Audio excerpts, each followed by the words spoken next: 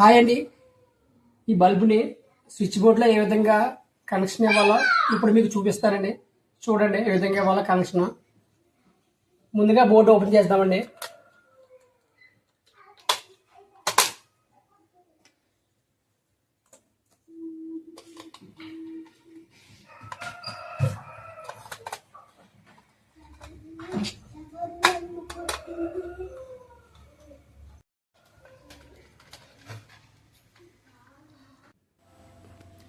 ఈ బోర్డులో ఏది పేసు ఏది న్యూట్రో చెక్ చేసుకుందాం. ముందుగా చూడండి, సాకెట్కి ఎన్ సింబల్ దగ్గర న్యూట్రల్ కనెక్షన్ ఉంటుంది. ఏ బోర్డులో అయినా ఇదే విధంగా ఉంటుంది. చూడండి, లైటింగ్ వెలగలేదు, అది neutral connection. Phase connection switch కింద భాగంలో ఉంటుంది. చూడండి, లైటింగ్ వెలుగుతుంది, ఇది పేస్ కనెక్షన్. ఈ విధంగా మనం ముందు చెక్ చేసుకోవాలి. లైటింగ్ వెలిగితే అది పేస్ కనెక్షన్, లైటింగ్ వెలగకపోతే అది న్యూట్రల్ కనెక్షన్.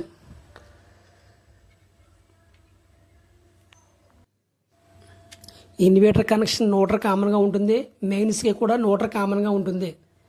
కానీ ఇన్వర్టర్ పేసు మెయిన్ పేసు కలవకుండా మనం చూసుకోవాలి.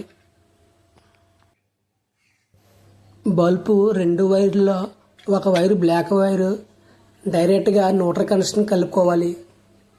న్యూట్రల్ కనెక్షన్ అనేది ఎప్పుడు డైరెక్ట్గా కలుపుకోవాలి, స్విచ్ కంట్రోల్కి ఇవ్వకూడదు.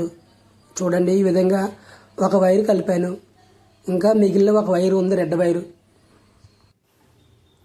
మీరు కరెంటు పని చేసేటప్పుడు మీ ఇంట్లో ఐసోలేటర్ ఉంటుంది, అది ఆఫ్ చేసి చేసుకోండి, ఎటువంటి ప్రాబ్లం ఉండదు. ఇలా డైరెక్ట్గా చేయవద్దు.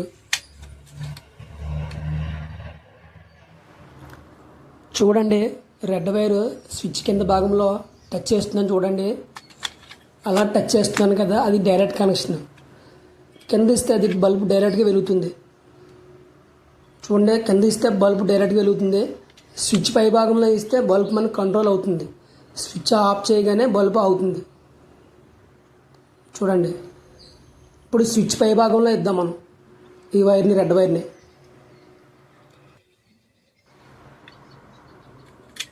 మిగిలిన ఒక వైరు రెడ్ వైరు కనిపిస్తుంది కదా మనకి, ఆ వైర్ని స్విచ్ పై భాగంలో ఇచ్చుకుందాం, అంటే కంట్రోల్ ఇస్తున్నాం బల్బ్కి. ఈ విధంగా మనం కనెక్షన్ ఇవ్వాలి బల్బ్కి.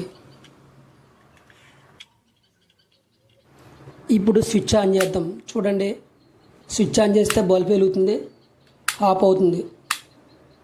ఈ విధంగా కనెక్షన్ ఇవ్వాలి ఫ్రెండ్స్. మీకు అర్థమైంది అనుకుంటున్నాను. చాలా సింపుల్గా ఈ విధంగా ఇచ్చుకోవచ్చు మీరు.